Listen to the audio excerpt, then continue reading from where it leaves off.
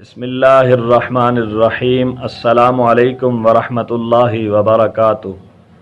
احباب ذی وقار، آج آپ حضرات کے سامنے آقا کریم رؤوف الرحیم سید عالم صلی اللہ علیہ وآلہ وسلم کے پیارے چچا جان حضرت سیدنا امیر حمزہ رضی اللہ تعالی عنہ کی عظمت، فضیلت اور شہادت کے حوالے سے چند باتیں آپ کی گوش و گزار کرنا چاہتا ہوں۔ دعا اللہ تعالی مجھے صحیح معنوں میں مفہوم بیان کرنے کی توفیق عطا فرمائے، آمین۔ احباب ذی وقار، 15 شوال المکرم 3 ہجری کو جنگ احد میں حضرت امیر حمزہ رضی اللہ تعالی عنہ شہید ہوئے۔ تو حضرت سیدنا امیر حمزہ رضی اللہ تعالی عنہ کا ایک لقب سید الشہداء بھی ہے، یعنی تمام شہداء کا سردار، اور ایک لقب آپ کا اسد اللہ و اسد الرسول بھی ہے، یعنی اللہ کا شیر اور اللہ کے رسول کا شیر۔ احباب ذی وقار، حضرت امیر حمزہ رضی اللہ تعالی عنہ نبی کریم رؤوف الرحیم سید عالم صلی اللہ علیہ وسلم سے 2 سال پہلے، یا ایک قول کے مطابق مکیش 4 سال پہلے پیدا ہوئے۔ تو احباب ذی وقار، ایک مرتبہ نبی کریم رؤوف الرحیم سید عالم صلی اللہ علیہ وآلہ وسلم صفا کی پہاڑی پر تشریف فرما تھے،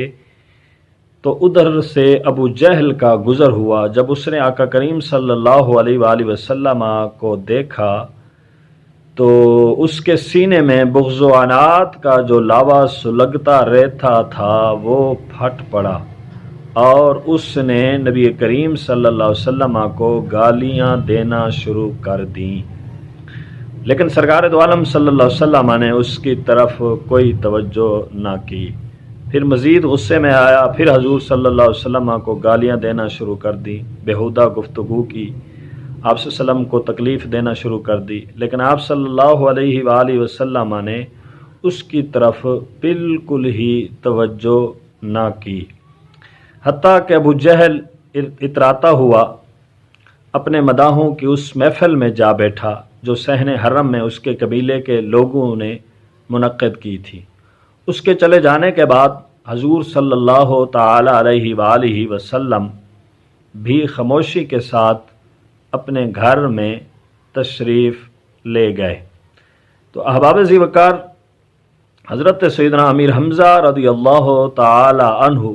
حضور صلی اللہ علیہ وسلم کے چچا تھے اور آپ سے بڑی محبت فرماتے تھے،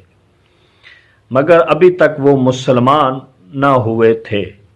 ان کا معمول کچھ اس طرح تھا کہ وہ صبح کو تیر و کمان لے کر جنگل کی طرف نکل جاتے اور دن بھر شکار کرتے اور شکار کی تلاش میں مصروف رہتے۔ شام کو جب شکار کر کے واپس آتے تو سب سے پہلے حرم شریف میں جاتے، پھر سین حرم میں قریش کے سرداروں کے پاس بیٹھتے، ان کی محفلوں میں جاتے، سب سے علیک سلیک کرتے، مزاج پرسی کرتے، پھر اپنے گھر جاتے۔ احباب ذی وقار، اس دن بھی آپ اپنے معمول کے مطابق شام کو شکار کر کے واپس لوٹ رہے تھے کہ عبداللہ بن جدعان کی ایک کنیز نے جو اپنی آنکھوں سے وہ منظر دیکھا تھا وہ بیان کر دیا اور کہا کہ اے ابو عمارہ، آج ابو جہل نے تمہارے بھتیجے کے ساتھ بہت برا سلوک کیا ہے۔ تو احباب ذی وقار، حضرت سیدنا امیر حمزہ رضی اللہ تعالی عنہ کے بدن میں آگ لگ گئی، غصہ سے آگ بگولا ہو کر ابو جہل کی تلاش میں آگے بڑھے۔ آج ان کی کیفیت ہی نرالی تھی، نہ کسی سے خیر خیریت پوچھی، نہ کسی سے خیر خیریت پوچھ رہے ہیں، نہ کسی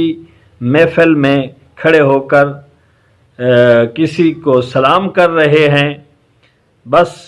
ابو جہل کی تلاش میں آگے بڑھے چلے جا رہے ہیں۔ آخر کار آپ کی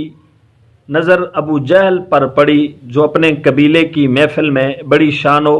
شوکت کے ساتھ بیٹھا ہوا تھا، اور اس کے چاروں طرف لوگ سراپائے ادب بن کر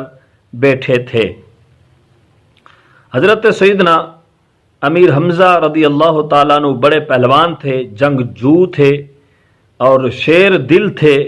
عرب کے مشہور بہادروں میں شمار کیے جاتے تھے۔ اس مجمع میں گھس گئے اور جاتے ہی ابو جہل کے سر پر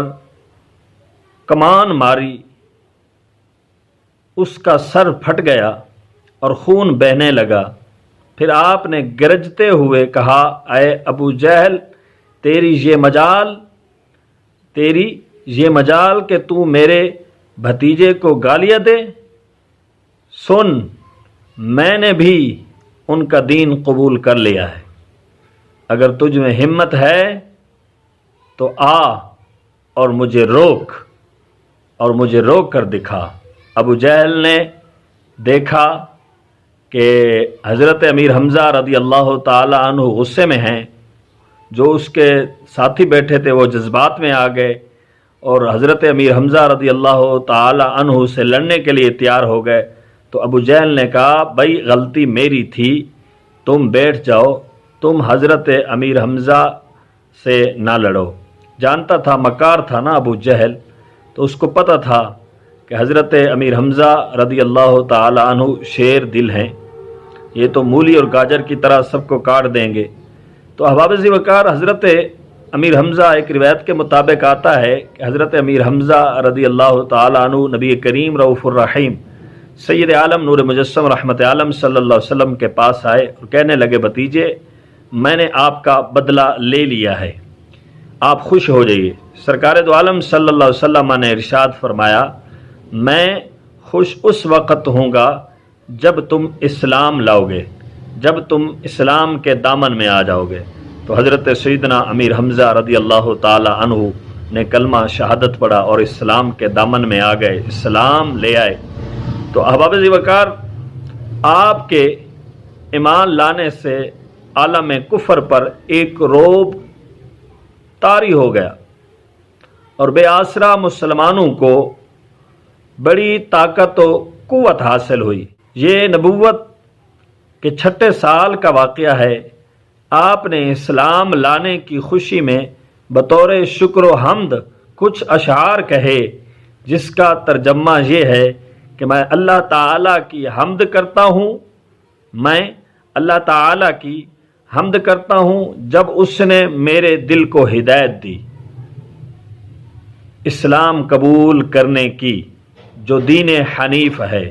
وہ دین جو اس رب کریم کی طرف سے آیا ہے، جو عزت والا ہے اور اپنے بندوں کے حالات سے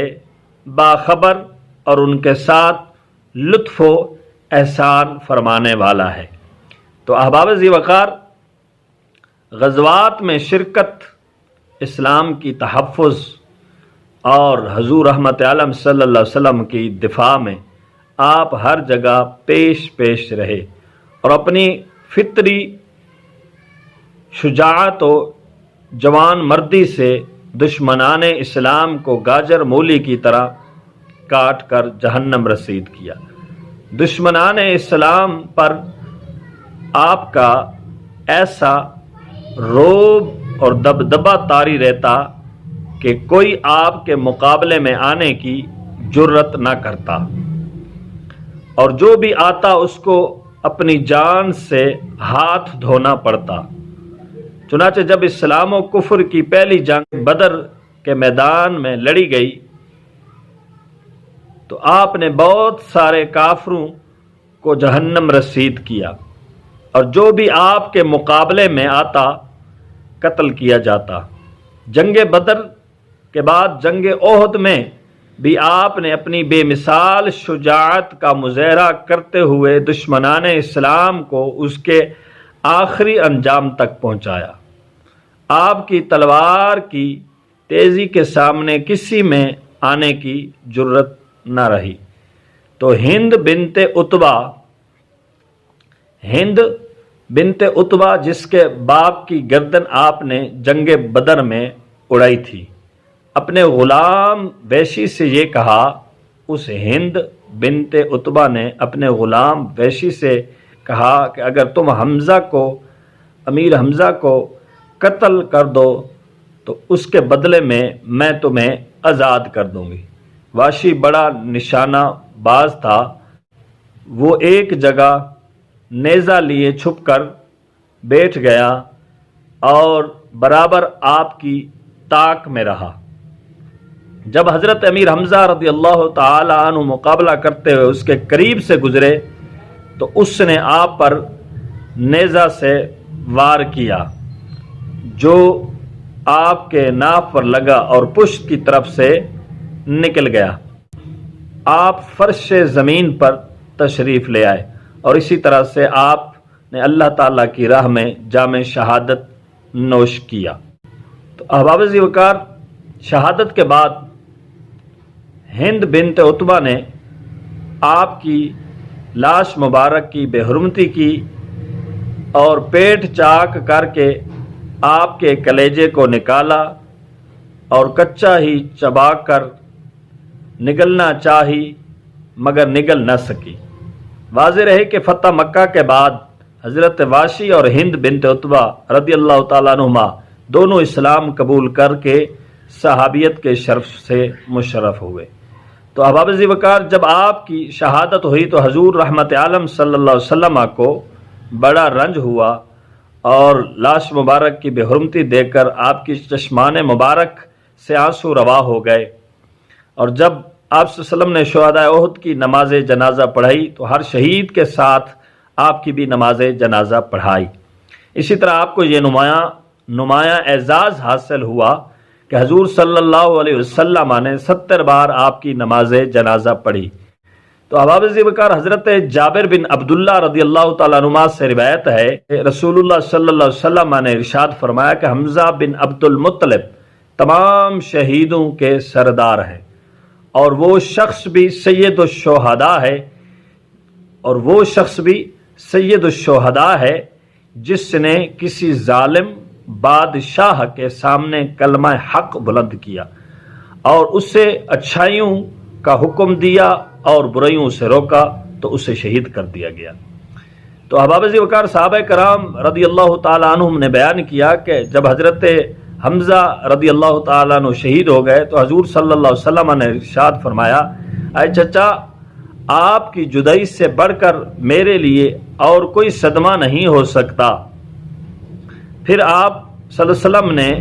سیدہ فاطمہ اور اپنی پھپھی جان سیدہ صفیہ رضی اللہ تعالی عنہما سے فرمایا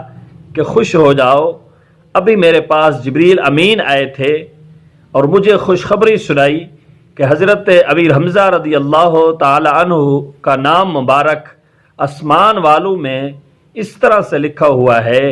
حمزہ بن عبد المطلب اسد اللہ و اسد رسولہ، کہ حمزہ بن عبد المطلب اللہ کے شیر ہیں اور اس کے رسول کے شیر ہیں۔ سبحان اللہ۔ احباب ذی وقار، حضرت ابن عباس رضی اللہ تعالی عنہما بیان کرتے ہیں کہ رسول اللہ صلی اللہ علیہ وسلم نے فرمایا کہ میں گزشتہ رات جنت میں داخل ہوا تو دیکھا کہ جعفر ابن ابی طالب فرشتوں کے ساتھ اڑ رہے ہیں اور حمزہ بن عبد المطلب ایک تخت پر ٹیک لگائے بیٹھے ہوئے ہیں۔ سبحان اللہ۔ حضرت سعد بن ابی وقاص رضی اللہ تعالیٰ عنہ بیان کرتے ہیں کہ جنگ احد کے دن حضرت حمزہ بن عبد المطلب رسول اللہ صلی اللہ علیہ وسلم کے سامنے دشمنوں سے لڑ رہے تھے اور کہہ رہے تھے، انا اسد اللہ، میں اللہ کا شیر ہوں۔ سبحان اللہ۔ تو حضرت امیر حمزہ رضی اللہ تعالی عنہ کی شہادت کا واقعہ بڑا دردناک ہے۔ احباب ذی وقار، اللہ تبارک و تعالی ہم سب کو نبی کریم صلی اللہ علیہ وسلم کی اور آپ کے صحابہ و اہل بیت اور اولیاء کاملین کی سچی اور پکی محبت عطا فرمائے۔ آمین ثم آمین بجاہ النبی الکریم الامین صلی اللہ علیہ وآلہ وسلم، وآخر دعوانا ان الحمد للہ رب العالمین۔